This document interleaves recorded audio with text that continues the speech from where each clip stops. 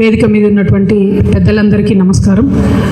TRS party నాయకులకు, అదేవిధంగా మలిదశ తెలంగాణ ఉద్యమకారుల సంక్షేమ సంఘానికి సంబంధించి అధ్యక్షులు సామాంజిరెడ్డి గారికి, తెలంగాణ ఉద్యమకారుల పోరాట సమితి అధ్యక్షులు మల్లూరు అనిల్ కుమార్ గారికి, తెలంగాణ ఉద్యమకారుల జేఏసీ అధ్యక్షులు రామగిరి ప్రకాష్ గారికి, తెలంగాణ వస్తున్నారా ఓకే తెలంగాణ అమరవీరుల ఆశయాల సాధన సమితి అధ్యక్షులు సాయిరామ్ గారికి, తెలంగాణ ఉద్యమకారుల సంఘం అధ్యక్షులు పూస శ్రీనివాస్ గారికి, తెలంగాణ ఉద్యమకారుల జేఏసీ చైర్మన్ భోగే పద్మ గారికి, తెలంగాణ ఉద్యమకారుల ఫోరం అధ్యక్షులు మాదాసు శ్రీనివాస్ గారికి, సాజిద సికందర్ గారికి, తొలి మలిదశ తెలంగాణ ఉద్యమకారుల సంఘం, అట్లానే అన్న అమరుడు వేణుగోపాల్ రెడ్డి గారి ఫాదరు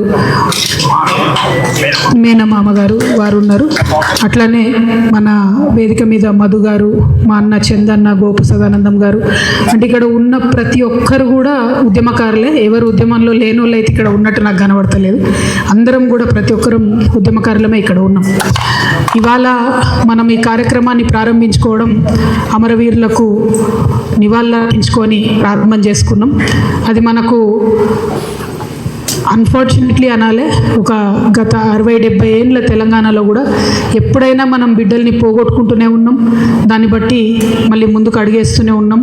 వారి స్ఫూర్తివంతమైనటువంటి త్యాగాన్ని మన ఇవాళ రాష్ట్రం సాధించుకోవడం కోసం మనందరికీ ఒక ఇంధనమై పనిచేసింది. అన్ఫార్చునేట్లీ ఆయా కుటుంబాలకు తీరని లోటుగా ఉన్న మనందరికి కూడా ఎప్పుడన్నా ఒక్క అడుగు నిరాశ నిస్పృహ వచ్చినప్పుడు, అరే ఆ బిడ్డలు కాలిపోయినారు కదా, వాళ్ళకి న్యాయం జరగాలి కదా, వాళ్ళ త్యాగానికి అర్థం ఉండాలి కదా అని మళ్ళీ మనందరం పిడికిలు బిగించి ముందటి కురికి కొట్లాడినాం. ఉద్యమ సాధనలో 13-14 ఏళ్ళు అందరం సహచరులుగా ఉన్నాం. రోడ్ల మీద కూర్చున్నాం, వంట వార్పులు చేసినాం, అనేక కార్యక్రమాలు, మానవహారం కావచ్చు. అసలు ఉద్యమాలు అంటే ఎట్లా ఉంటాయి, పక్కనోడిని తిట్టకుండా మనకు కావాల్సినటువంటి విషయాన్ని సాధించుకోవడానికి పట్టుబడితే తెలంగాణలో లెక్క పట్టాలి రానేటట్టు అందరం ఇక్కడ ఉన్న వాళ్ళం 13-14 ఏళ్ళు కొట్లాడినాం, పనిచేసినాం. దానివల్లనే ఇవాళ రాష్ట్రం సాధించుకోగలిగినాం. మరి ఇప్పుడు జరుగుతున్నది ఏందో కూడా ఒకసారి ఆలోచించుకోవాలి. ఆనాడు ఉద్యమంలో ఉన్నప్పుడు మీ అందరికీ తెలుసు, ఆంధ్ర తెలంగాణ ఒకటే రాష్ట్రంగా కలిసి ఉండే.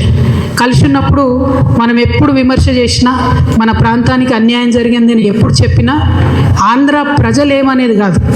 ఎందుకంటే ప్రజలకు మధ్యలో ఎప్పుడు పంతాలు ఉండవు, పట్టింపులు ఉండవు, కొట్లాటలు ఉండవు. ఉల్టా ప్రజల మధ్యలో చుట్టరికాలు ఉంటాయి, అనుబంధాలు ఉంటాయి, రాకపోకలు ఉంటాయి, వ్యాపార వాణిజ్య సంబంధాలు ఉంటాయి. ఆనాడు ఉమ్మడి ఆంధ్రప్రదేశ్లో ఉన్నప్పుడు తెలంగాణ వాదులం మనం ఏ ఒక్క చిన్న విమర్శ చేసినా మన మీద గట్టిగా విరుచుకపడ్డది ఎవరు అంటే ఆంధ్ర రాజకీయ నాయకులు. మరి ఇవాళ ఏం జరుగుతుంది? ఇవాళ ఇప్పుడున్నటువంటి ముఖ్యమంత్రి అదే ఆంధ్ర రాజకీయ నాయకుల ఏజెంటు మనకిక్కడ ముఖ్యమంత్రిగా ఉన్నారు. దానివల్ల ఏం జరుగుతుంది?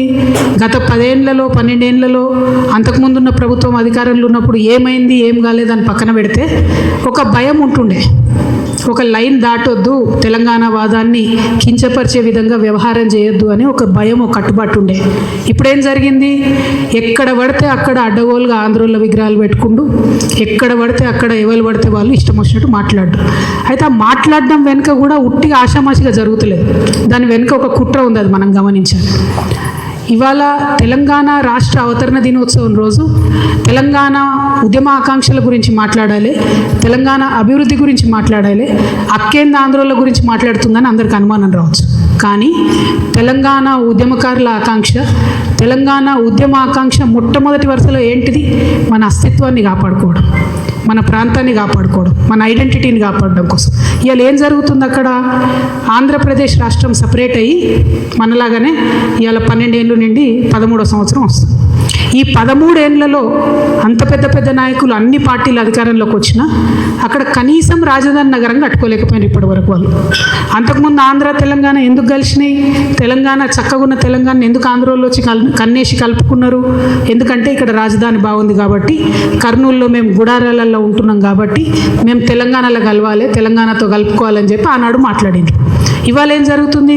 మరి 2 రాష్ట్రాలు అయిపోయినాక అక్కడ రాజధాని కట్టుకున్నారు, వాళ్ళు కట్టుకోలేకపోయారు. 2 పార్టీలు కూడా విఫలమైనవి. ఇప్పుడున్నటువంటి ఆంధ్రప్రదేశ్ ప్రభుత్వం ఏదైతే సంకీర్ణ ప్రభుత్వం ఉన్నదో, బీజేపీ, పవన్ కళ్యాణ్ గారు, టీడీపీ, వీళ్ళందరూ కేంద్రంలో వాళ్ళకు కొంత అధికారం ఉంది కాబట్టి ఏం చేసిండ్రు? పార్లమెంట్లో అమరావతియే మా రాజధాని అని బిల్లు పాస్ చేసుకున్నారు. ఎంత విచిత్రం అంటే, భారతదేశంలో కేంద్ర ప్రభుత్వం పెత్తనం ఉండొద్దు రాష్ట్రాల విషయంలో అని మనం మాట్లాడుకుంటాం. కానీ అక్కడ ఏం చేసారు?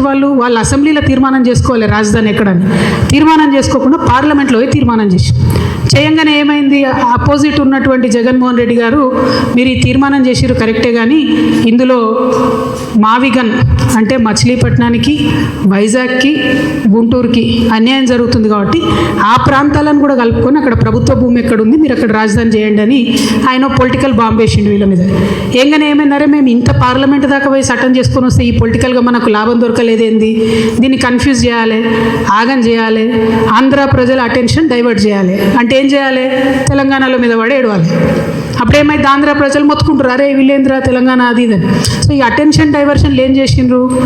ఒకటేమో ఇప్పుడు ఏదైతే capital area development agency authority అని పెట్టుకున్నారో ఆ ఏరియాలో ఈ జగన్ అన్న చెప్పిన మావిగన్ని కూడా ఇంక్లూడ్ చేసిరు ఆ ఏరియాను కూడా. సో పొలిటికల్గా అట్లా బెనిఫిట్ చేసుకుంది. తర్వాత మహానాడు పెట్టిరు. మహానాడులో ఏం మొదలు పెట్టిరు? తెలంగాణ పదం డిక్షనరీని లేదని మన తెలంగాణతోనే అనిపించింది. ఇవి మెడకాయ మీద తలకాయ ఉన్నాడు, ఎవడని డిక్షనరీ లేదంటాడు తెలంగాణ పదం. ఏడున్నది తెలంగాణ? రాజ్యాంగం చెప్పింది, భారత రాజ్యాంగం చెప్పి రాష్ట్రం ఇచ్చింది. ఎవడి డిక్షనరీలో, ఆంధ్ర డిక్షనరీలో ఉందా లేదా మాకు అవసరం లేదు. తెలంగాణ ప్రజలు రక్తం మరిగించి ఆత్మాహుతులు చేసుకొని కొట్లాడితే రాజ్యాంగబద్ధంగా పార్లమెంట్లో పాస్ అయ్యి అలా రాజ్యాంగం ఇచ్చింది రాష్ట్రం, రాజ్యాంగం ఇచ్చింది తెలంగాణ. మీ డిక్షనరీలో ఉంటే ఎంత, లేకుంటే ఎంత, మీరు ఏం డిక్షనరీ చదువుతున్నారో మాకేం తెలుసు, మాకు అవసరం కూడా లేదు దాంతో. అదొక మాట అన్నారు. అయిపోయిందా? అయిపోయినాక వెంటనే మంత్రి లోకేష్ గారు ఏమంటారు? మేము తెలంగాణలోకి విస్తరిస్తున్నాం అంటారు. అయ్యా లోకేష్ గారు, ముందు ఇప్పుడు వానాకాలం వస్తూ ఉన్నది. అయ్యా పవన్ కళ్యాణ్ గారు, మీరు రేపు పొద్దుగాలేంది నవనిర్మాణ, తెలంగాణ నవనిర్మాణ అని పవన్ కళ్యాణ్ వచ్చి ఇక్కడ సభ పెడతాడట. నేనేమంటున్నా అంటే, ఈ లోకేష్ గారు, పవన్ కళ్యాణ్ గారు వాళ్ళది ఒకటే ప్రభుత్వం కదా, ఆంధ్ర ప్రభుత్వాన్ని నేను విజ్ఞప్తి చేస్తున్నా. వానాకాలం వస్తుంది, మీ సెక్రటేరియట్లో, మీ అమరావతిలో మీ ముఖ్యమంత్రి గారి కుర్చీ కింద నీళ్ళు రాకుండా చూసుకోండి ఫస్ట్. ప్రతి వానాకాలం అక్కడ క్యాపిటల్ మునుగుడే, ప్రతి వానాకాలం అక్కడ క్యాపిటల్ మునుగుడే. అంటే ఎంత అవమానం ఇది ఆంధ్ర ప్రజలకు చెప్పండి. నాయకులేమో వాళ్ళు ఇప్పటికీ కూడా ఆంధ్ర మంత్రులు వచ్చి హైదరాబాద్లో ఆపరేషన్లు చేయించుకొని పోతారు. 12 ఏళ్ళు అయింది, అక్కడ కట్టుకోరాదనే హాస్పిటల్. మీ ప్రజలకు ఎట్లా మరి? మీరంటే కార్లు ఉన్నాయి, రయ్యరు వచ్చిపోతారు. ప్రజలకు ఎట్లా? వాళ్ళు ఎక్కడికి పోవాలి? అయితే నెల్లూరులో ఉన్న వాళ్ళు చెన్నైకి పోవాలి, అక్కడ ఉన్న వాళ్ళు బెంగళూరుకి పోవాలి, అనంతపురం వాళ్ళు లేకపోతే విజయవాడ దగ్గర ఉన్న వాళ్ళంతా హైదరాబాద్కి రావాలి. అంటే ఇప్పటికీ కూడా మీ ప్రజలకు హాస్పిటల్ కట్టరు, ఇప్పటికీ మీ ప్రజలకు కావాల్సిన వసతులు ఇయ్యరు. మీ రాజకీయ అవసరాల కోసం మాత్రం తెలంగాణ మీద పడేడుస్తారు. ఇది కరెక్ట్ కాదు. మేము గమనిస్తున్నాం. తెలంగాణ వాదులం రాజకీయంగా పరిణితి చెందినటువంటి వాళ్ళం. మీరేదో రెచ్చగొట్టంగానే మేము రెచ్చిపోయి మేము ఇడికేలేదో అంటాం అనుకునేరు. కానీ ఇక్కడ వాళ్ళ ఏజెంట్ ముఖ్యమంత్రి గారు ఉండడం వల్ల నష్టం ఏం జరుగుతుందంటే, రకరకాల విగ్రహాలు పెడుతున్నారు. నేను ముందే చెప్పిన, నేనైతే పాత నాయకులంతా మంచిదని కాదు. ఇట్లనే మీరు ఊకే చేసిందంటే మేము ఖచ్చితంగా అధికారంలోకి వస్తాం. అన్ని విగ్రహాలు బిడ్డ పలగొట్ట ఆంధ్రకు పార్సల్ చేస్తాం. నేనైతే అంత ఓపిక మంత్రాలని కాదు, అంత విశాల హృదయం లేదు నాకు. ఎందుకు ఈ మాట చెప్తా ఉన్నా అంటే, రావచ్చు పోవచ్చు, రొయ్యలు అమ్ముకోవచ్చు, రావచ్చు పోవచ్చు, షూటింగ్లు చేసుకోవచ్చు, రావచ్చు పోవచ్చు, సినిమాలు తీసుకోవచ్చు. వ్యాపారవేత్తలకైతే ఎర్ర తివాచి వేసి వెల్కమ్ చేస్తాం. ఎందుకంటే స్విట్జర్లాండ్ అని కాలు పట్టుకొని, యూకే అని కాలు పట్టుకొని, జపాన్ అని కాలు పట్టుకొని ఇడికి రాండయ్య భూములు ఇస్తాం అంటున్నాడు. ఆంధ్రాలో శ్రీ సిటీ అని కట్టిండు ఆయన, ఎవరో రెడ్డి, శేఖర్ రెడ్డి ఎవరు, ఆయన కూడా వెల్కమ్ చెప్తాం మనం. ఎందుకంటే ఒక పేరు ఎందుకు చెప్తున్నా అంటే, సక్సెస్ఫుల్ మోడల్. అక్కడ 30 దేశాల నుంచి వచ్చి కంపెనీలు పెట్టుకోరు ఆయన సిటీలో. ఇక్కడికి వచ్చిండు అనుకోండి, మన దగ్గర 60 దేశాలలో వచ్చి కంపెనీ పెడతారు. మాకు ప్రాబ్లం వాళ్ళతోని కాదు, ప్రాబ్లం వల్ల వీళ్ళు వచ్చి మళ్ళా ఆంధ్ర రాజకీయ నాయకులు వచ్చి సెక్రటేరియట్లో గంట తిప్పుతామంటేనే మాకు ప్రాబ్లం. అది రానియం. ఏ పవన్ కళ్యాణ్ గారు ఆయన మీద ప్రొఫెసర్ నాగేశ్వరరావు గారు ఒక మాట మాట్లాడారు. అట్లనే నిన్న మన పాశం యాదగిరి అన్న ఒక మాట మాట్లాడారు. మాట్లాడంగానే ఇక్కడ వాళ్ళ ఏజెంట్ ఉన్నాడు కాబట్టి ఆంధ్ర పోలీసు వాళ్ళు మా మేధావులు ఇంటికి వస్తారు. ఇట్లా చేస్తే మాత్రం ఊరుకోం, క్వశ్చనే లేదు. మాకు అన్ని రైట్స్ ఉన్నాయి, మేము అనుకున్నది మేము ఖచ్చితంగా చెప్తాం. రాజకీయంగా దమ్ముంటే దాన్ని ఎదుర్కోండి. మీకు ఆడ రాజధాని కట్టుకున్నాడు రాదు శాత కాదు, కానీ ఇడికొచ్చేట తెలంగాణ నవనిర్మాణం చేస్తున్నాడు. మా పని మేము చేసుకుంటాం, మా నిర్మాణం మేము చేసుకుంటాం, మా కథలు మేము పడతాం. రాష్ట్రం విడిపోయింది, ప్రజలు విడిపోలే. మీరు ప్రజల మధ్యలో చిచ్చు పెట్టకండి. చిచ్చు పెడితే మాట్లాడేటోళ్ళు లేరు, ఊరుకుంటోళ్ళు లేరు అనుకుంటారేమో. ఇగో ఈ జెండా రాకముందు లెక్క వేరే, ఇప్పుడు లెక్క వేరే. టీఆర్ఎస్ 2.0 ఇక్కడ, టీఆర్ఎస్ 2.0 ఇక్కడ పెట్టుకుంటే మాత్రం మంచిగా ఉండదు. ఇదివరకు ఒకసారి పెట్టుకున్నారు, రాష్ట్రం వచ్చింది, ఈసారి మూతి పనులు రాలిపడతాయి. కాబట్టి మీరు మా ప్రజల్ని తక్కువ చేసి మాట్లాడడం, మా మేధావుల మీద చేయాలనుకోవడం, లేనిపోని సాంస్కృతిక పెత్తనం మా మీద రుద్దాలనుకోవడం, మీకు అక్కడ రాజధాని కట్టుకోవడం చేతగాక మీ పొలిటికల్ పంచాయతీలను తీసుకొచ్చి మా మీద రుద్దడం. ముందు మీ రాజధాని కట్టుకోండి. మా జిహెచ్ఎంసీ ఎన్నికలలో పోటీ చేసే విషయం మీరు మళ్ళీ ఆలోచిద్దాం. మా జిహెచ్ఎంసీలో ఇక్కడ సెటిల్ అయ్యి ఇక్కడ ఉన్నటువంటి ఆంధ్ర బిడ్డలు మా వాళ్ళు. గత 12 ఏళ్ళుగా వాళ్ళని మేము కడుపులో పెట్టుకొని కాపాడుకున్నాం. ఇంకా ఎన్ని ఏళ్ళైనా అట్లనే కాపాడుకుంటాం. తెలంగాణ వాళ్ళం ఎవరిని ఇబ్బంది పెట్టేటోళ్ళం కాదు. చుట్టపు చూపుగా వచ్చినా ఇంటికి వచ్చినా వాళ్ళు మన దగ్గరే ఉన్నారు, మన దగ్గరే సెటిల్ అయిన, వాళ్ళతో ఇబ్బంది లేదు. రాజకీయంగా పెత్తనం చేస్తాం, సెక్రటేరియట్లో ఏలు పెడతాం, మీ విధానాలలో ఏలు పెడతాం, మీ నీళ్లు దోసుకుంటాం అంటే మాత్రం ఊరుకునేది ఉండదు. ఖచ్చితంగా చెప్తా ఉన్నాం. ఇవాళ మా ఉద్యమ ఆకాంక్షలో పరిరక్షణలో భాగంగా మొట్టమొదటిది మా అస్తిత్వాన్ని పరిరక్షించుకోవడం. ఆ అస్తిత్వాన్ని పరిరక్షించుకోవడంలో మీరు ఆంధ్ర వాళ్ళైనా సరే, ఇక్కడ ఆంధ్ర ఏజెంట్గా ఉన్న తెలంగాణ ముఖ్యమంత్రి అయినా సరే, తెలంగాణ అస్తిత్వాన్ని క్వశ్చన్ చేసే విధంగా మాట్లాడితే మాత్రం ఊరుకునేదే ఉండదని చెప్పి ఈ సందర్భంగా తెలియజేస్తూ, మరి ఇక్కడ ఉండేటటువంటి మన ఉద్యమకారులకు నేను రిక్వెస్ట్ చేస్తూ ఉన్నా. ప్రభుత్వాన్ని మనం పదే కోరినాం, 2.5 సంవత్సరాలు అయింది. ఉద్యమకారుల ఆకాంక్షలు నెరవేర్చండి, ఉద్యమకారులకు మీరు ఇచ్చినటువంటి వాగ్దానాలు నెరవేర్చండి అని పదే అడిగినాం. అడిగితే ఏం చేసిండ్రు? ఇప్పుడు వరకు 2 సార్లు 3 సార్లు కమిటీ చేసిండ్రు. టైంపాస్ చేస్తున్నారు తప్పితే విషయం అయితే క్లారిటీ ఇస్తలేదు. రేపు 2వ తారీఖు, రేపు తెలంగాణ రాష్ట్ర అవతరణ దినోత్సవం. మనందరం సగర్వంగా జెండా వేసుకొని చాటే రోజు.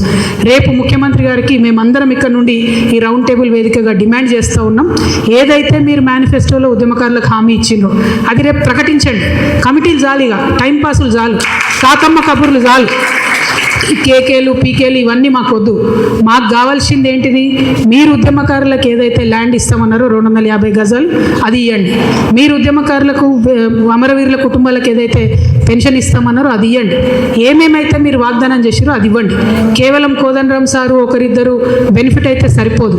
ఎవరిని చూసి అయితే ఉద్యమకారులు కాంగ్రెస్ పార్టీ కోటేసిండ్రో ఆ నాయకులకు వాళ్ళందరికీ కూడా మేము హెచ్చరిక చేస్తూ ఉన్నాం. మీరు ముఖ్యమంత్రి గారిని కన్విన్స్ చేయండి. రేపు రాష్ట్ర అవతరణ దినోత్సవం నాడు జరిగేటటువంటి ఆ స్పీచ్లో ఖచ్చితంగా ఉద్యమకారులకు డిసైడెడ్గా ఇవ్వాలి. లేకుంటే ఇదివరకే అనుకున్నాం మేము భూముల ఆక్రమణ చేసుకుంటామని, ఇవాళ వాస్తవానికి ప్రభుత్వ భూమిని ఆక్రమించుకునే కార్యక్రమం ఉండే. కానీ తెలంగాణ వాదులందరికీ కూడా ఈ ఆంధ్రోలు చేస్తున్నటువంటి కన్ఫ్యూజన్ని సవివరంగా వివరించాల్సినటువంటి అవసరం ఉండే కాబట్టి ఆ ప్రోగ్రామ్ని రౌండ్ టేబుల్కి మార్చుకోవడం జరిగింది. ఎందుకంటే మనం ఆగం కావద్దు. లోకేష్ బాబు నేను ఎక్స్పాండ్ చేస్తాను కానీ ఇదేం సామ్రాజ్యం కాదు, ఎక్స్పాన్షన్ కుదరదు. దాన్ని వెనుకున్న విషయాన్ని అర్థం చేసుకోవాలి. వాళ్ళక్కడ లోకల్ పంచాయతీ ఉండి తెలంగాణకు వస్తాం ఇక్కడికి వస్తాం అంటారు. ఇదివరకు ఇక్కడికి ఆంధ్ర పార్టీలు వస్తే వాటికి ఇక్కడ ఎగ్జిస్టెన్స్ లేదనే పంపించారు కదా ప్రజలు. ఇది ప్రజాస్వామ్యం, ఎవరైనా రావచ్చు, పోటీ చేయొచ్చు. కానీ ప్రజలు ఓట్లేరన్న విషయం తెలిసింది కాబట్టి ఇక్కడ దుకాణాలు బంద్ పెట్టుకొని అక్కడ పోయినరు. ఇవాళ రాజకీయాల కోసం మాట్లాడుతున్నారు. కాబట్టి ఆ విషయాన్ని మనం ఖండిస్తూనే మన రాష్ట్రంలో మన ప్రభుత్వం నుంచి రావాల్సినటువంటి అంశాల మీద, ఆకాంక్షల మీద అందరం కూడా మాట్లాడాలని చెప్పి మళ్ళొకసారి కోరుకుంటూ, ఇప్పుడున్నటువంటి ముఖ్యమంత్రి గారికి కూడా హెచ్చరిక చేస్తున్నాం. మీరు గోదావరి కావేరీ లింక్ ప్రాజెక్టు పోలవరం నుంచి పోతుందంటే ఒప్పుకొని సంతకం పెట్టి వచ్చిండ్రు. నీటి హక్కులను వదులుకుంటున్నారు. కరెక్ట్ కాదు. కేంద్ర ప్రభుత్వంతో సత్సంబంధాలు ఉన్నాయని చెప్తున్నారు కానీ రాష్ట్రానికి రావాల్సిన నిధులు తెచ్చుకోలేకపోతున్నారు. అది కూడా కరెక్ట్ కాదు. సో రాష్ట్ర డెవలప్మెంట్లో కూడా మనం ఏం కార్యక్రమాలు చేయాలో కూడా మీరందరూ సలహాలు సూచనలు ఇవ్వాలని కోరుతున్నాం. ఎందుకంటే టీఆర్ఎస్ పార్టీ పెట్టిన రోజు చెప్పినాం 5 అంశాల మీద మేము ఫోకస్ చేస్తూ ఉన్నాం. పాంచజన్యం అనేటటువంటి అంశాలతో ముందుకు పోతున్నాం. తెలంగాణ ప్రజలందరికీ ఉచిత విద్య రావాలి, ఉచిత వైద్యం రావాలి, మన వ్యవసాయంలో రైతే రాజు అనేటటువంటిది ఒక నినాదం కాదు, విధానం కావాలి. అదేవిధంగా యువకులందరికీ కూడా 2 లక్షల నుంచి 20 కోట్ల రూపాయల వరకు రుణాలు ఇవ్వాలి. అన్నిటికన్నా ఎక్కువ మనందరం కలలు కన్నటువంటి సామాజిక తెలంగాణ నిజం చేసుకోవాలి. సబ్బండ వర్గాలకు పాలనలో ప్రాతినిధ్యం రావాలి. ఈ అంశాలన్నింటినీ ముందుకు తీసుకొని వెళ్తూ ఉన్నాం కాబట్టి ఖచ్చితంగా రాష్ట్రం తెచ్చుకున్నటువంటి వాళ్ళమే ఇక్కడ అందరం కూడా ఉన్నాం. రాష్ట్రాన్ని ఎట్లా డెవలప్ చేసుకోవాలి, దానికోసం మన పాత్ర ఏముండాలి, ఇప్పుడున్న ప్రభుత్వాన్ని ఎట్లా నిలదీయాలి, ఆంధ్ర ప్రభుత్వం యొక్క కుట్రలను ఎట్లా ఛేదించాలి, అన్ని అంశాల మీద సవివరంగా మాట్లాడి సూచనలు ఇవ్వాల్సిందిగా పెద్దలందరినీ కూడా కోరుతూ మీ దగ్గర సెలవు తీసుకుంటున్నా. జై తెలంగాణ, జై తెలంగాణ, జోహార్ తెలంగాణ. అమరవీరులకు కొనసాగిస్తాం అమరవీరుల ఆశయాలను. మొత్తం అందరూ మాట్లాడే వరకు ఉండి మళ్ళీ చివరిలో మనం కంక్లూడ్ చేసుకుందాము. మనకు తీర్మానాలు కూడా చేసుకుంటాం ఈ రౌండ్ టేబుల్ నుంచి. కాబట్టి నోట్స్ రాసుకోవాల్సిందిగా ఇస్మాయిల్ అన్న, నవీనాచారి నువ్వు మోడరేట్ చేయి, అన్న తీర్మానాలు నోట్స్ రాసుకో. జై తెలంగాణ.